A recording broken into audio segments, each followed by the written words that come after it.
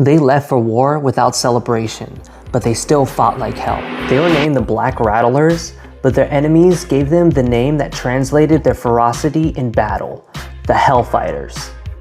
In 1917, the men of the 369th Infantry Regiment enlisted to fight for democracy abroad while being denied it at home.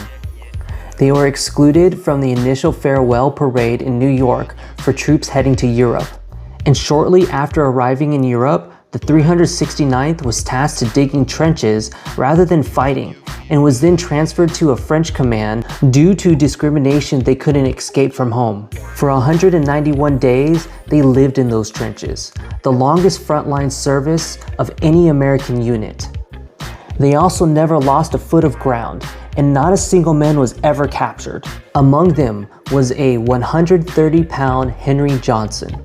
In May of 1918, Johnson fought off 24 German ambushers with nothing but a jammed rifle and a bolo knife, suffering 21 gunshot wounds to save a member of his platoon. He became known by his enemies as the Black Death. It wasn't until author Max Brooks advocated for Johnson and the Hellfighters in his graphic novel that Johnson's story was argued as a century-old injustice. And in 2015, the United States finally corrected history, awarding Johnson the Medal of Honor. Cool story, I got to meet Max. When the Harlem Hellfighters returned home, word of their victory against the Germans in defending France reached them.